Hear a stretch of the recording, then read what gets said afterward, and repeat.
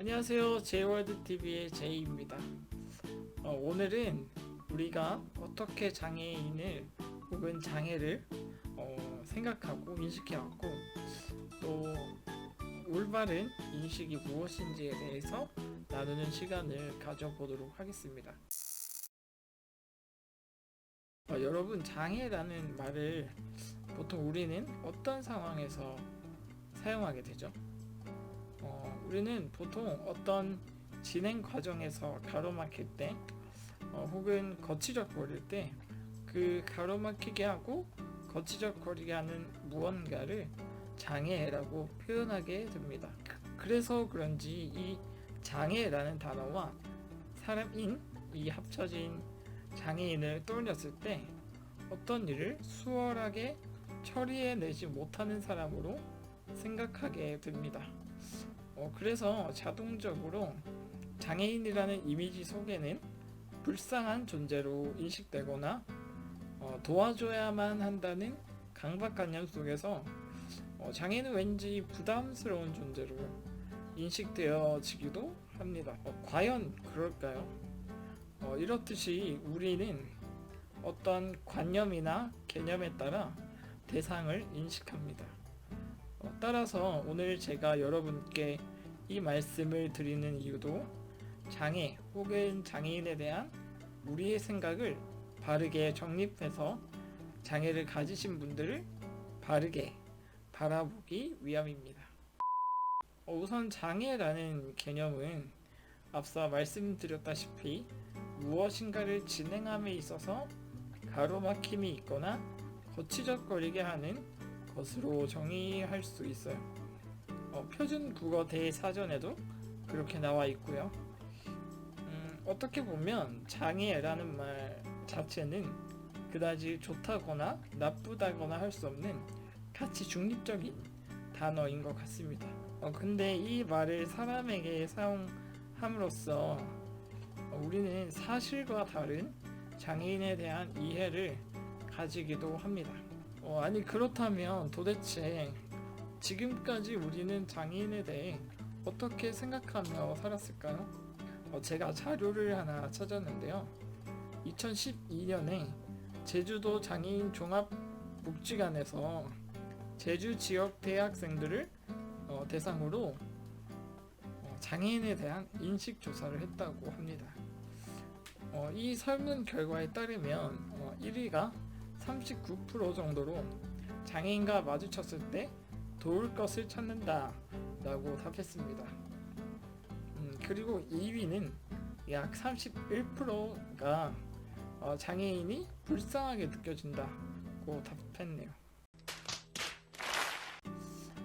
그나마 마음의 안도가 드는 것은 3위가 장애인을 봤을 때 아무 느낌이 없다고 답한 것이 17% 정도 나온 것을 보고 저는 그래도 일부의 사람들은 우리가 앞으로 지향해야 될 관점을 가지고 있는 것 같아서 반가웠습니다. 그렇다면 사람들은 왜 장애인을 불쌍하다고 또 도와줘야 한다고 그렇게 생각하게 될까요? 장애인이라고 하면 신체적 또는 정신적 능력이 남들보다 떨어지는 사람 정도로 생각하기 때문이 아닐까요? 그렇기 때문에 발생하는 인식에 또 하나의 측면이 있습니다. 장애인은 어딘가 부족하고 능력이 떨어지기 때문에 이들은 열등한 존재 혹은 우월한 우리들이 사는 이 세상에서는 함께 섞일 수 없는 존재라는 인식이 장애인이 스스로의 존재에 대해 판단하는 자아 정체감에서든 비장애인의 장애인을 향한 판단에서든 그 내면 깊숙이 자리 잡혀 있습니다. 실제로 이러한 이유 때문에 우생학이 등장하기도 했고 안타깝게도 우리나라 현행법상 모자보건법 14조 1항 1호에서 본인이나 배우자가 대통령령으로 정하는 우생학적 또는 유전학적 정신장애나 신체 질환이 있는 경우 낙태를 허용하는 규정도 존재하죠. 이러한 장애인에 대한 이미지는 자본주의 사회에서 더욱 빛을 발합니다. 자본주의 사회에서 인간의 노동력은 곧 상품성이 됩니다. 그러나 상대적으로 비장애인보다 생산성이 낮은 장애인은 당연히 상품성의 가치가 떨어지고 주류 사회에서 밀려나게 되는 것이죠. 그러나 우리는 이러한 논리에 대해서 반문을 해야 합니다. 과연 인간이라는 존엄의 가치가 이러한 것들로 판단되어질 것이었나? 그런 질문을 던져야 하는 것이죠. 돈이 인간보다 위에 있는 세상, 편리와 효율이 인간보다 위에 있는 세상이 되어서는 안 된다라는 것에는 사실 많은 사람들이 공감할 것입니다. 그런데 실상은 알게 모르게 우리가 인간을 그렇게 취급해 왔죠. 아니 어쩌면 장애인에게 이런 논리가 자연스럽게 적용되는 이유는 장애인이 동등한 인간이 아니라는 사고가 우리에게 자리 잡혀 있기 때문이 아닐까요? 앞서 말씀드린 것처럼 장애인이라는 말은 사실 장애라는 개념이 사람에게 덧붙여졌을 뿐인데 우리는 장애인을 볼 때 그 존재가 사람이라는 가치라는 사실이 우선시 되지 않고 그 사람이 가진 장애를 더 부각시켜서 보는 것 같습니다. 장애인을 향한 이런 태도는 정치 국가적으로 또는 사회적인 암묵적 약속에 의해 형성되어집니다. 무슨 말이냐면 장애인을 바라보는 안경 렌즈는 시대적 상황과 문화적 상황이라는 빛을 받아 보여진다는 것이죠. 우리나라 장애인 복지법에서 장애인을 이렇게 규정하고 있습니다. 신체적, 정신적 장애로 인하여 장기간에 걸쳐 일상생활 또는 사회생활에 상당한 제약을 받는 자. 여러분 어떠세요? 이 정의에 따르면 장애인을 정의하기에 겉으로는 명확해 보이고 명료해 보이지만 이 정의에는 한계점이 있습니다. 이 정의는 장애의 발생 원인을 개인의 의학적 문제로만 한정짓습니다. 이게 무슨 문제가 있나 싶죠. 그럼 새로운 개념을 알아볼까요?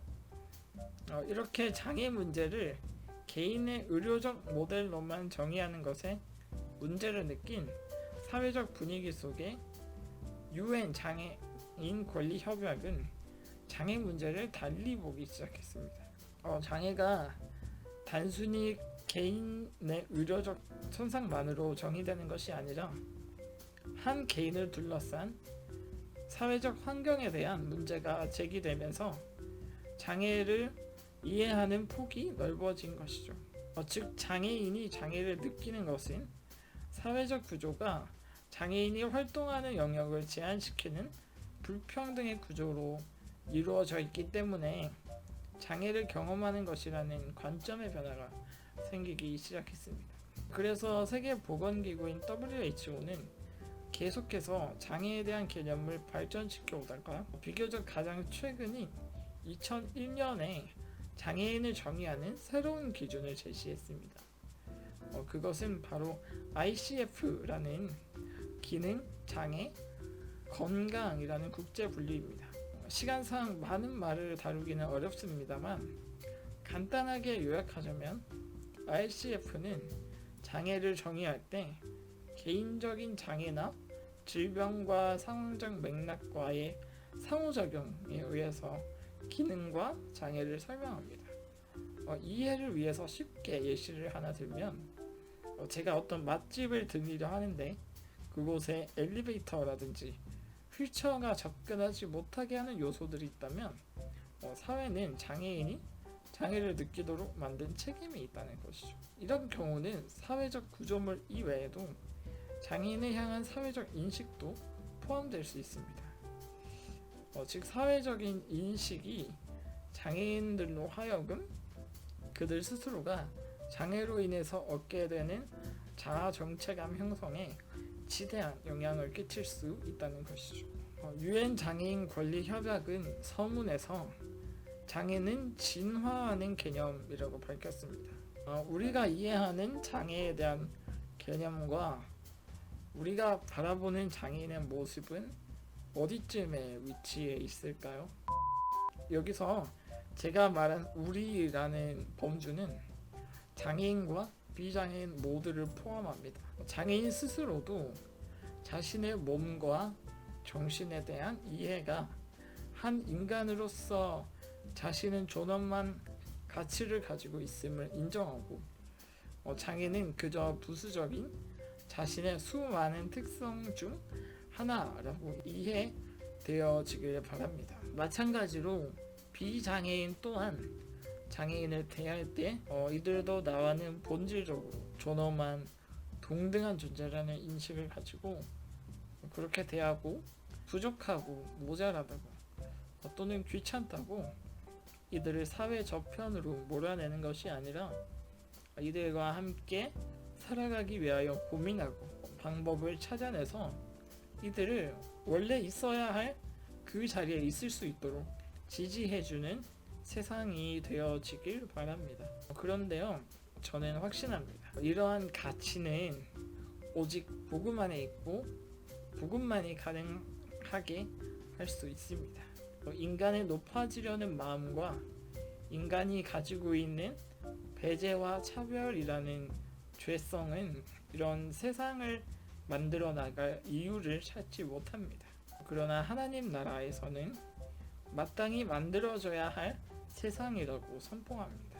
그래서 다음 시간에는 본격적으로 성경 속에서는 우리가 장애인을 어떻게 이해해야 하고 또 하나님의 장애인을 향한 시선은 어떤 것인지를 살펴보는 시간을 가지도록 하겠습니다. 그럼 저는 이만 다음 영상에서 찾아뵙겠습니다.